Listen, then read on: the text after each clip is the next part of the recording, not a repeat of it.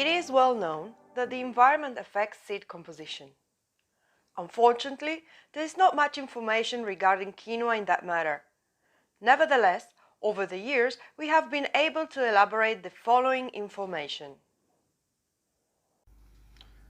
Environmental effects on seed composition were explored for 4 genotypes sown in 3 sowing dates in a low-altitude, mid-latitude environment in Argentina.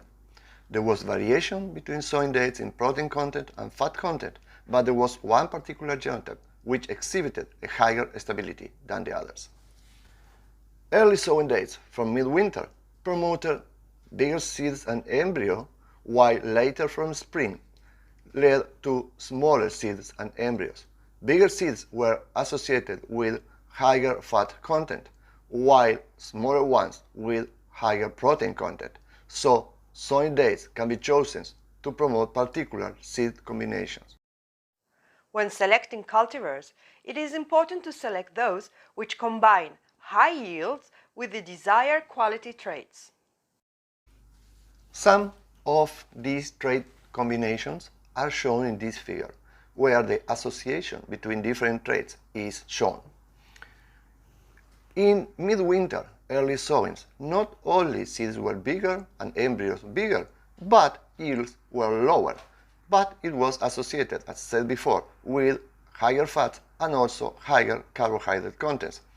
When using late sowings from spring, yields were higher, associated with a higher seed number, but seeds were smaller and protein was higher. Again, fat contents was lower in these sowing dates. Fatty acid concentrations were also affected by sowing date. The oleic, linoleic, and alpha-linolenic acid contents were affected, and also the oleic to linoleic ratio.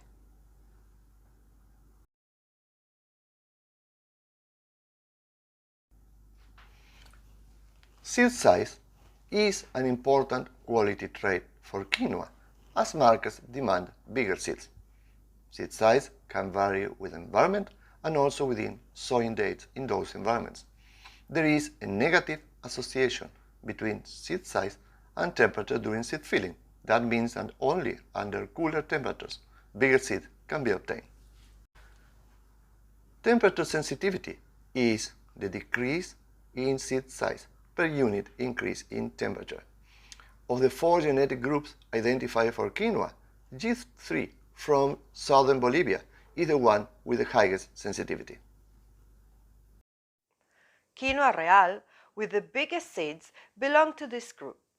This means that under higher temperatures, little differences between genotypes can be expected.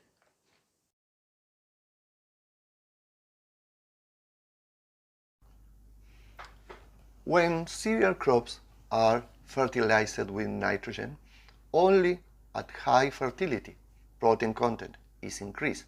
At lower nitrogen levels, yield increase more than nitrogen content, so protein becomes diluted. However, when we explore the association between protein content and yield in a range of experiments in which fertility was explored, there was a consistent positive association between protein content and yield for all of them, which is very good news.